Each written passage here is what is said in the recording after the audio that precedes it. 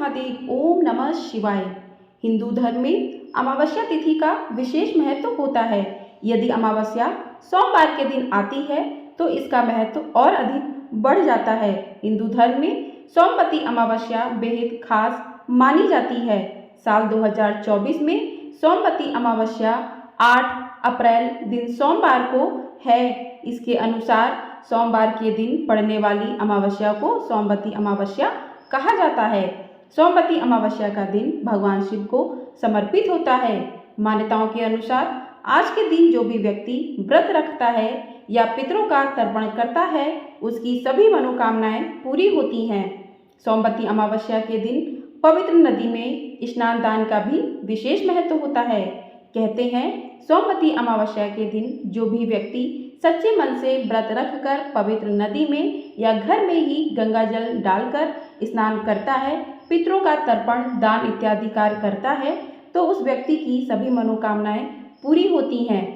सोमवती अमावस्या का महत्व स्वयं भगवान कृष्ण ने राजा युधिष्ठिर को बताया था। ऐसा माना जाता है कि जो भी भक्त सोमवती अमावस्या का व्रत रखते हैं उन्हें नैतिक और कुलीन संतान के साथ साथ लंबी उम्र भी मिलती है। जो लोग इस दिन गंगा जैसी पवित्र नदियों में एक पवित्र डुबकी लगाते हैं वे अपने अतीत और वर्तमान के पापों से छुटकारा पा लेते हैं और साथ ही सभी बाधाओं को दूर कर सकते हैं। हिंदू संस्कृति में पीपल के पेड़ का भी विशेष महत्व होता है क्योंकि ऐसा माना जाता है कि पीपल का पेड़ पवित्र होता है और इसमें देवताओं का वास होता है। इसलिए भक्तों को सौभाग्य प्राप्ति के लिए अमावस्या के दिन पीपल के पेड़ की पूजा अवश्य करनी चाहिए। विवाहित महिलाएं भी अपने पति की लंबी उम्र के लिए सोमवती अमावस्या का व्रत रखती हैं। यह भी माना जाता है कि यदि अविवाहित महिलाएं इस दिन व्रत रखती हैं तो उन्हें अच्छे और सुयोग्य वर की प्राप्ति होती है। पितृतर्पण के लिए भी यह दिन बहुत ही ज़्यादा महत्वपूर्ण होता है। सोमवती अमावस्या का व्रत करने से पितृदोष से पीड़ित व्यक्तियों को राहत मिलती है और इस दिन यज्ञ दान और पूजा अनुष्ठान करने से भक्त अपने जीवन के सभी दुखों और बाधाओं को दूर कर सकते हैं। सोमवती अमावस्या के दिन व्रत करने वाले सभी व्रती को सोमवती अमावस्या की कथा अवश्य सुननी चाहिए। तो आज की वीडियो में हम सुनेंगे सोमवती अमावस्या की कथा।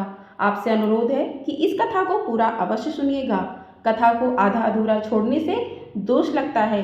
तो चलिए कथा को शुरू करते हैं। सोमवती अमावस्या की कथा में बताया गया है कि एक साहूकार के 7 बेटे और बस एक बेटी थी। इनके घर अक्सर एक ब्राह्मण भिक्षा मांगने आता था।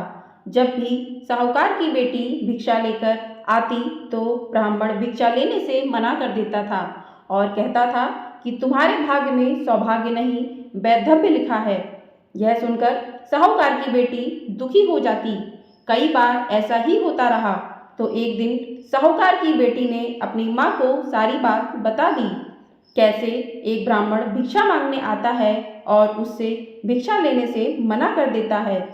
साहूकार की पत्नी ने अपनी बेटी से कहा कि अगली बार जब वह भिक्षुक आए तो मुझे बताना।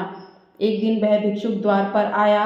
उस समय साहूकार की पत्नी दरवाजे के पीछे छुपकर सारी बातें सुनने लगी। वही हुआ जैसा हमेशा होता रहा है। भिक्षुक ने भिक्षा लेने से मना कर दिया और कहा कि तुम्हारे भाग्य में सुहाग नहीं विधवा होना लिखा है। इस बात को सुनकर साहूकार की पत्नी दरवाजे के ओट से बाहर आकर भिक्षुक से कहने लगी कि एक तो हम भिक्षा दे रहे हैं, ऊपर से आप हमें अशुभ बात कह रहे हैं। ब्राह्मण ने कहा कि मैं जो कह रहा हूँ वह सच है। आपकी बेटी के भाग्य में ऐसा ही लिखा है। जब विवाह के समय आपकी बेटी फेरे ले रही होगी उसी समय सांप आकर उसके पति को काट लेगा और यह विधवा हो जाएगी। ब्राह्मण की बातें सुनकर साहूकार की पत्नी दुखी हुई, लेकिन फिर ब्राह्मण से बोली कि अगर आपको यह पता है कि यह विधवा होगी तो आपको यह भी पता हो सकता है कि इसके सुहाग की रक्षा कैसे होगी। साहूकार की पत्नी के ऐसा पूछने पर ब्राह्मण ने कहा कि यहाँ से काफ़ी दूरी पर एक गांव है जहाँ पर एक सोना धोबिन रहती है। वह हर सोमवती अमावस्या को व्रत रखती है। इससे उसका सुहाग अटल है। अगर वह आकर अपना सुहाग आपकी बेटी को देगी तो इसका वैधव्य टल जाएगा। ब्राह्मण की बात सुनकर साहूकार की पत्नी ने ब्राह्मण का धन्यवाद किया और वह सोना धोबिन की तलाश में निकल गई। एक दिन वह धूप की वजह से एक पीपल की छाया में बैठकर सुस्ता रही थी। तभी उसने देखा कि एक सांप आया और उस पीपल के पेड़ पर गरुड़ के बच्चों को खाने के लिए पेड़ पर चढ़ने लगा। साहूकार की पत्नी ने उस सांप को मार दिया और गरुड़ के बच्चों की रक्षा की। इतने में गरुड़ भी वहां आ गया और देखा कि आसपास खून फैला है। गरुड़ को लगा कि साहूकार की पत्नी ने उसके बच्चों को नुकसान पहुंचाया है, इसलिए गरुड़ ने उस पर हमला कर दिया। लेकिन साहूकार की पत्नी ने उसे रोका और बताया कि उसने तो उसके बच्चों की रक्षा की है। गरुड़ ने जब इस सच को जाना तो उसने कहा कि तुमने मेरे बच्चों की रक्षा की है, इसलिए बताओ मैं तुम्हारी मदद कैसे कर सकता हूँ। साहूकारनी ने तब गरुड़ को बताया कि वह सोना धोबिन की तलाश में निकली है। अगर वह उसे वहां तक पहुंचा दे तो बहुत उपकार होगा। साहूकारनी को गरुड़ ने सोना धोबिन के गांव पहुंचा दिया। सोना धोबिन के 7 बेटे और बहुएं थीं, लेकिन बहुओं में घर के काम को लेकर कहासुनी होती रहती थी। साहूकारनी को एक उपाय सूझा और वह हर रात जब सभी लोग सो जाते तो सोना धोबिन के घर में चुपके से चली जाती और घर का काम करके निकल आती। कई दिनों तक ऐसा चला और एक दिन सोना धोबिन छुप कर बैठ गई और सब कुछ देख लिया। जब साहूकारनी जाने लगी तो उस धोबिन ने उसे पकड़ लिया और पूछा कि तुम कौन हो और यहाँ इस तरह मेरे घर का काम क्यों करके चली जाती हो। साहूकारनी ने कहा कि मैं सब बता दूंगी, लेकिन पहले वचन दो कि सब सच जानने के बाद तुम मेरी मदद करोगी। सोना धोबिन ने साहूकारनी को वचन दे दिया। साहूकारनी ने सब बातें सोना धोबिन को बता दिया और अपने साथ चलने के लिए कहा। सोना धोबिन साहूकारनी के साथ चल दी और अपनी बहुओं से कहा कि मेरे लौटने तक हो सकता है कि तुम्हारे ससुर जी की मृत्यु हो जाए, लेकिन इनके शरीर को तेल में डुबो कर रखना, अंतिम संस्कार मत करना। सोना धोबिन साहूकारनी के घर आ गई और जब साहूकारनी की बेटी की शादी हो रही थी तब फेरों के समय एक सांप लहलाता हुआ चला आया। सोना धोबिन ने उस सांप के आगे दूध और लावा रख दिया और जैसे ही वह दूध पीने लगा धोबिन ने उसे मार दिया। इसके बाद सोना धोबिन ने कहा कि अब तक जो भी सोमवती अमावस्या मैंने किया है उसका पुण्य फल मैं साहूकारनी की बेटी को देती हूँ। इसके बाद साहूकारनी की बेटी का वैधव्य टल गया और वह सौभाग्यवती बन गई। इसके बाद सोना धोबिन अपने गांव लौटने लगी तो एक दिन रास्ते में ही सोमवती अमावस्या आ गई। धोबिन ने इस दिन व्रत रखा और पीपल की पूजा की, कथा का पाठ किया। इस बीच सोना धोबिन के पति की मृत्यु हो गई थी। जब वह घर लौटी तो उसने अपने रास्ते में किए सोमवती अमावस्या का पुण्य अपने पति को दे दिया। इससे उसका मरा हुआ पति फिर से जीवित हो उठा।